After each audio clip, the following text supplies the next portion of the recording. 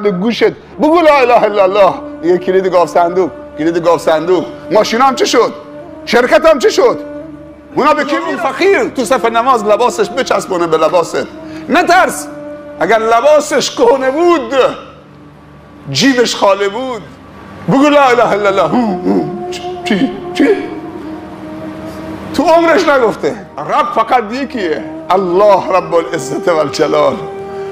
باقی همه عبیدن با همه طبقاتشون. لا اله الا الله و ان محمد رسول الله باشه اون بهشتیه.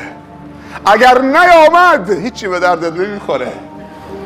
بعضی همینجور چشمشون مثل خون میشه، هی حلقومشون ورم میکنه، روحش میاد تا حلقومش دوباره برمیگرده. زن نباید نصرت بیاد، ولی بازار بره، عروسی بره، هر جایی که میخواد بره، دم در بنشینه.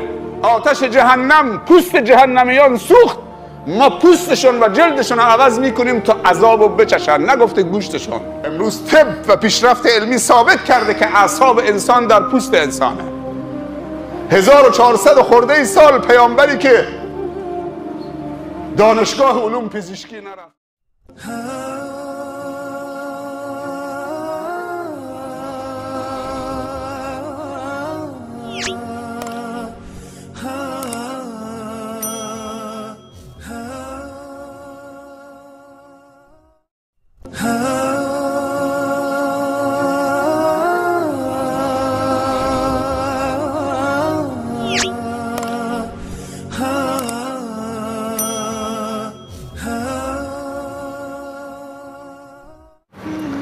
عزیزان و سروران، بذار اون بچه فقیر، بذار اون کارگر مهاجر افغان، اونم برادرته، بذار اون بلوچ، اون بنگال، انما المؤمنون اخوه. بذار اون فقیر تو صف نماز لباسش بچسبونه به لباست. نترس، اگر لباسش کهنه بود جیبش خالی بود، اگر پاش یا لباسش تو صف نماز بپاد و لباست و کتفش به کتفت چسبید، نترس جیبت خالی نمیشه. نترس فقرش از اون به تو منتقل نمیشه. جلو خداوند همه یکی هستیم، همه عبدیم. عبد رب یکیه اما عبید زیادند. رب فقط یکیه، الله رب العزت والجلال. باقی همه عبیدن با همه طبقاتشون. کسی طبقهشو به رخ کسی نکشه. سر پل سراد میدونه که سرمایه داره، که حاکمه، که موفقه، که خوشبخته. اگر شهادتین هنگام مرگ به زبان تامند، اون موقع میدونی که تو سرمایه دارید. چون پیامبر گفته هر کسی آخرین کلامش در دنیا شهادت ان لا اله الا الله و ان محمد رسول الله باشه اون بهشتیه. اگر نیامد هیچی به دردت نمیخوره. 4 نفر نشستن بغل گوشت بگو لا اله الا الله. یه کلید گاف صندوق، کلید گاف صندوق. ماشینام چه شد؟ شرکتم چه شد؟ اونا به کی میرسه؟ به هر کسی برسه. ای مسکین، بگو لا اله الا الله تفلحو. بگو لا اله الا الله. اما همون فقیر درویش مسکینی که تو به نظرت نمی آمد، قبل از مرگش نمازش خونده، وضوش گرفته، مسواکش زده، غسلش زده، حلالی میطلبه، رو به قبل خودش شهادتش میده، بعد نفس خالی میکنه. بعضی همینجور چشمشون مثل خون میشه، هی حلقومشون ورم میکنه، روحش میاد تا حلقومش دوباره برمیگرده. همطور جون میده، نمیتونه تخلیه بشه. بگو لا اله الا الله. چی؟ تو عمرش نگفته. عزیزان و سروران، فرصت طلایی است، فرصت عمره. زن نباید نصرت بیاد، ولی بازار بره، عروسی بره، هر جایی که میخواد بره، دم در بنشینه، پارک بره، تفریح بره، سینما بره، اما مسجد نیاد که نمازو با وقار بکنه. این کنیزای خدا، پیامبر گفته لا تمنعوا اماء الله مساجد الله. این کنیزک های خدا رو پیامبر گفته که منعشون نکنید که بیان به خانه خدا، اما به شرطی که کارهای خانه و برنامه های خانه هم انجام بدید. برای نماز سنت اجازه شوهر مؤمنت هم لازمه. چقدر خوبه که پدر و مادر، مرد و زن، با اولادشون بیان به این پارک خداوندی، این پارک آخرته، دست هم بگیرن، همطور که میرن عروسی، همطور که میرن بازار. خانم بریم امروز پارک، بچه ها رو ببریم پارک تفریح بکنن. به همسرت بگو خانم آماده بشو، وضو بگیر، بچه ها رو ببریم مسجد، خانه خدا، کلام خدا بشنون. بهشت و دوزخ با هم دیگه بحثشون شد. جهنم گفت فیه الجبارون المتکبرون الظالمون الاغنیا. جهنم داره میگه در من انسانهای جبار، متکبر، ظالم، سرمایه‌دار در منن. بهش گفت فی المساکین المظلومون الفقراء. اما درون من مظلومین و فقرا و مساکین هستن. افتخار به ظالم نیست.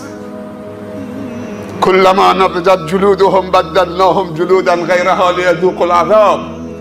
امروز طب و پیشرفت علمی ثابت کرده که اعصاب انسان در پوست انسانه. 1400 خورده سال پیامبری که دانشگاه علوم پزشکی نرفته، در قرآن گفته که اعصاب در جلد انسانه.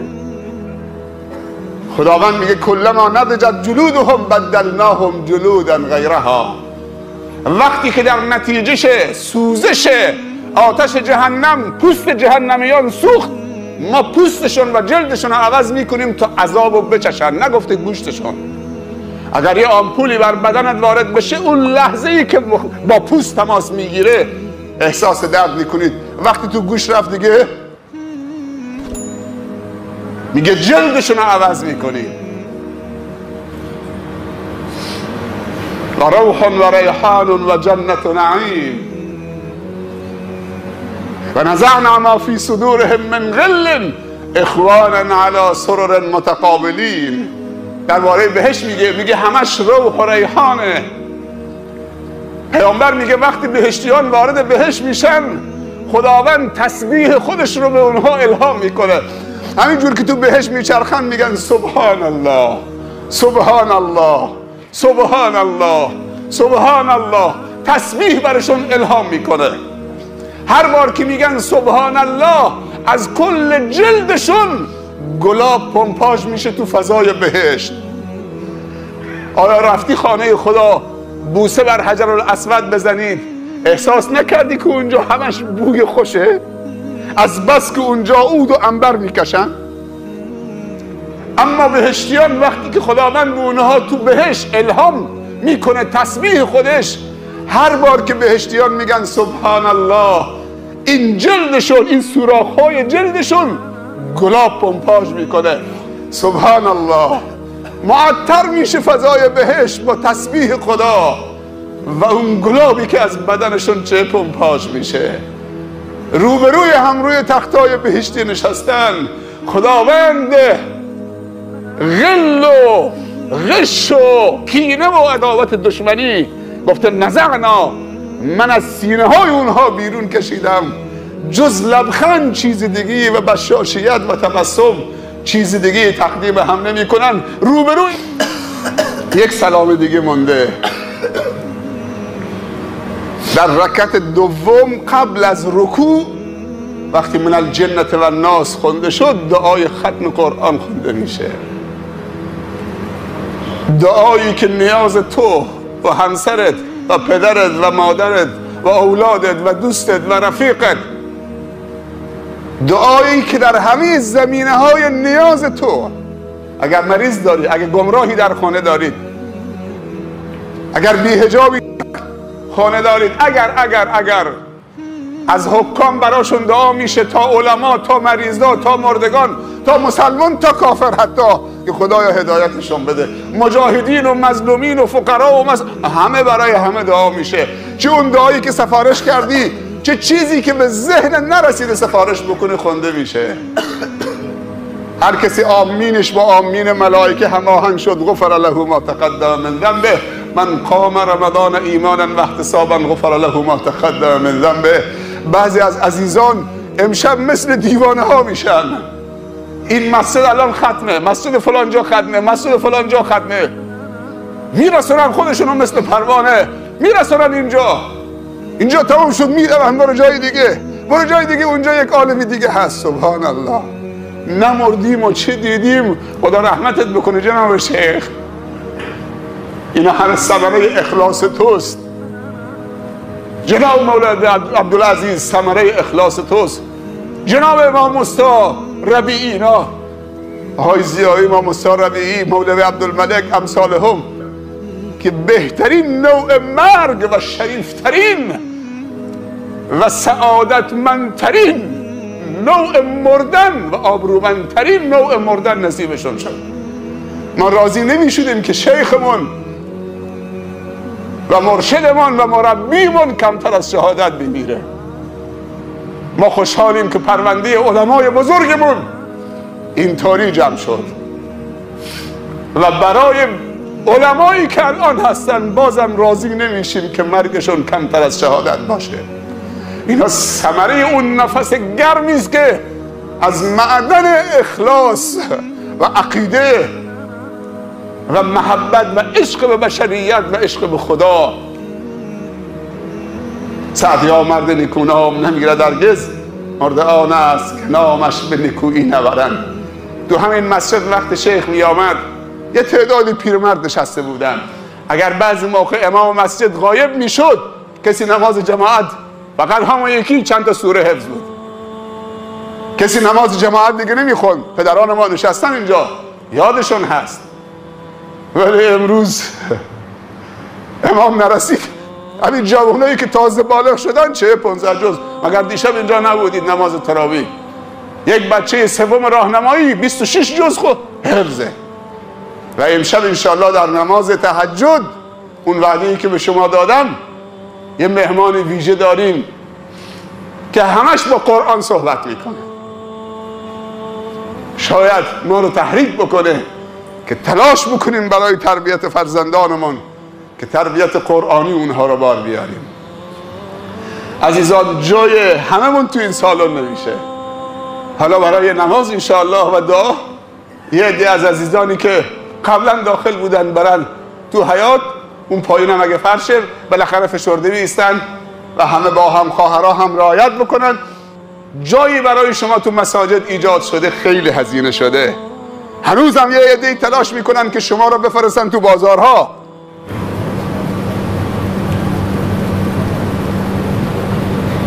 ولی ایثار به این معنی است که اگر 2 سلام توی که داخلی خوندید بدونی که من بگم، برو بیرون دست اون برادرت بگیر، بگو هم تو بیا داخل، من برم جای تو. زیباست نه؟ خیلی زیباست. اونایی که پایین پله ایستادن 2 سلام هم شما بیاید اینجا جلو، ما میریم بیرون.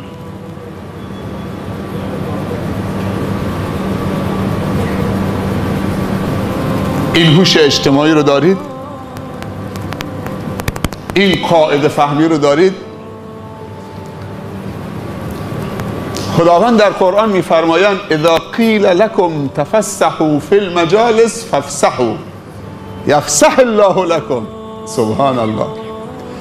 اگر در مجلس خیری جا تنگ شد و جمعیت زیاد بود، اگر به شما گفته شد که یک کمی جمع جورتر بشینید، تفسحوا، تا مجلس بازتر بشه، عزیزی بیاد کنارت بنشینه، به جایی که پات اینطوری باز بکنید پاتو جمعتر بکن، خودتو جمع جورتر بکن، فاصله ها رو بگیر. میگه اگر از تو خواسته شد که در مجالس خیر که جا تنگ فشرده تر بشینید، فشرده تر بشین. اذا قیل لکم تفسحوا فی المجالس فافسحوا. این آدابه، همه آداب، معاشرت، ارتباطات، جامعه شناسی، روان شناسی، همه و همه در قرآن آمده. میگه فاصله ها رو تنگتر بکنید تا جا بیشتر باشه. حالا نتیجهش چیه؟ میگه یفسح الله لکم، پاداشش این که خدا برای شما گشایشی ایجاد میکنه. اگر شما چند سانت برای برادرت جا باز کردی که کنار در مجلس خیر بنشینه و لذت ببره، میگه خدا برای شما یک فسحه‌ای، یک گشایشی باز میکنه. قدرش نگفته یفسح الله لکم، محلش هم نگفته کجاست، قدرش هم نگفته، اندازش هم نگفته. یفسح الله لکم کجاست؟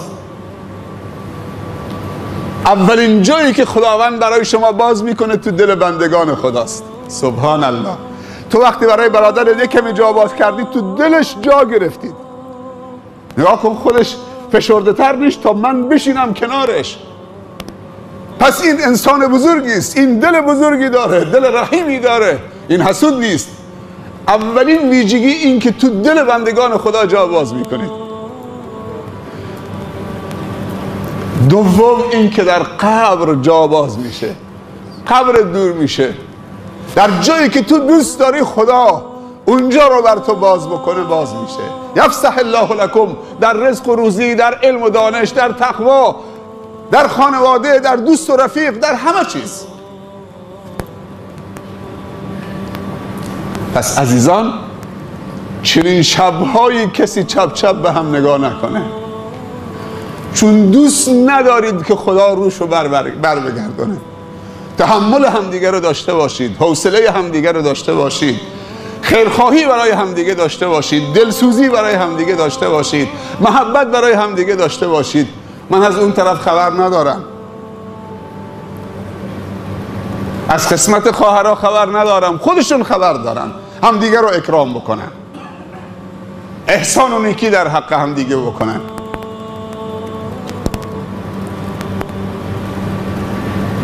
ما در همین یک سلام باقی مانده دعای ختم قرآن میخونیم. عبدالله ابن مسعود رضی الله عنه، یکی از حفاظ و مقرئین قرآن و قاریان قرآن، اولین صحابی که با صدای قرآن فریاد زد نزد کعبه و اونو خونالود کردن.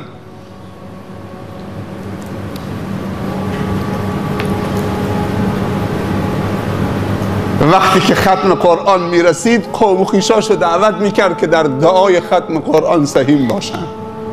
حتی عزیزی که در این ختم اینجا نبوده امشب آمده، حتی عزیزی که شرکت نکرده امشب رهگذری رد میشده. این مجلسی است که هر کسی در این مجلس حضور داشته بی بهره بر نمیگرده. به فکر هم باشید. وقتی تو سجده هستید برای خودت تنها نه، صیغه جمع به کار ببر. اللهم انک عفو کریم حلیم تحب العفو فاعف عنا. چه چیزی سبب شده که ما اینطوری بیایم اینجا؟ جا تنگه، جلو مسجد خیلی زیبا نیست، باز نیست یک فضای بزرگی که جلو مسجد، جا برای ماشیناتون نیست، جا برای بچه هاتون زیاد نیست که یک مهد کودکی یا مهد قرآنی مجلل 200-300 متر چند تا اتاق و سالن بچه ها برن اونجا بازی بکنن. ولی دل ما و شما که وسیعه. 3 نمونه امکانات داریم. اگر موفقیت به اندازه امکانات باشه، این خود زرنگی نیست. اگر موفقیت کمتر از امکانات باشه، این خیانته. امکاناتت خیلی عالی بوده اما موفقیتت کم بوده. اگر موفقیت بیشتر از امکانات باشه، این همت عالی است. ما از امکانات کم بهره های زیاد ببریم، محبت هم دیگه بکنیم. اینجا کسی میزبان نیست و کسی مهمان نیست، همه ما فقیریم، در خانه غنی و بی نیاز آمدیم. یا ایها الناس انتم الفقراء الی الله والله هو الغنی الحمید. الله فقط غنی است. این که به فلانی و فلانی و فلانی میگیم، اینا جزو اغنیا هستن. اگر این مال و ثروت و مکنتشون اونها رو سرمایه‌دار معنوی نکند، اونها فقیرتر از فقیر هستن که پیامبر صلی الله علیه وسلم فرموده روز قیامت امت من 500 سال از تجار زودتر وارد بهشت میشوند. تاجر ایستاده و حساب و کتابش داره میکشن، این از کجا آوردید؟ از راه حلال به دست آوردید؟ چه کار کردید؟ فلانجا زکات دادید ندادید؟ درست دادی درست ندادی؟ رفت. پیامبر همیشه صلی الله علیه وسلم دعا میکرد خدایا حب مساکین به من بده، اللهم انا نسألک حب المساکین. بهشت و دوزخ با هم دیگه بحثشون شد. جهنم گفت فیه الجبارون المتکبرون الظالمون الاغنیا. جهنم داره میگه در من انسانهای جبار، متکبر، ظالم، سرمایه‌دار در منن. بهش گفت فی المساکین، المساکین المظلومون الفقراء. اما درون من مظلومین و فقرا و مساکین هستند. افتخار به ظالم نیست. کلما نضجت جلودهم بدلناهم جلودا غیرها لیذوقوا العذاب. امروز طب و پیشرفت علمی ثابت کرده که اعصاب انسان در پوست انسانه. 1400 خورده سال پیامبری که دانشگاه علوم پزشکی نرفته در قرآن گفته که اعصاب در جلد انسانه. خداوند میگه کلما نضجت جلودهم بدلناهم جلودا غیرها. وقتی که در نتیجه سوزش آتش جهنم پوست جهنمیان سوخت، ما پوستشون و جلدشون رو عوض میکنیم تا عذاب رو بچشن، نگفته گوشتشون. اگر یه آمپولی بر بدنت وارد بشه، اون لحظه ای که با پوست تماس میگیره احساس درد میکنید. وقتی تو گوش رفت دیگه میگه جلدشون رو عوض میکنید. روح و ریحان و جنت نعیم و نزعنا ما فی صدورهم من غل اخوانا علی سرر متقابلین. درباره بهشت میگه همش روح و ریحانه. پیامبر میگه وقتی بهشتیان وارد بهشت میشن، خداوند تسبیح خودش رو به اونها الهام میکنه. همینجور که تو بهشت میچرخن میگن سبحان الله سبحان الله سبحان الله سبحان الله. تسبیح برشون الهام میکنه. هر بار که میگن سبحان الله، از کل جلدشون گلاب پمپاژ میشه تو فضای بهشت. آیا رفتی خانه خدا بوسه بر حجر الاسود بزنید، احساس نکردی که اونجا همش بوی خوشه؟ از بس که اونجا عود و عنبر میکشن. اما بهشتیان وقتی که خداوند به اونها تو بهشت الهام میکنه تسبیح خودش، هر بار که بهشتیان میگن سبحان الله، این جلدشون، این سوراخ‌های جلدشون گلاب پمپاژ میکنه. سبحان الله. معطر میشه فضای بهشت با تسبیح خدا و اون گلابی که از بدنشون چه پمپاژ میشه. روبروی هم روی تختای بهشتی نشستن. خداوند غل و غش و کینه و عداوت دشمنی گفته نزعنا، من از سینه های اونها بیرون کشیدم. جز لبخند چیز دیگی و بشاشیت و تبسم چیز دیگه تقدیم هم نمی کنن. روبروی هم رو تختای بهشتی نشستن، از دیدار هم سیر نمیشن.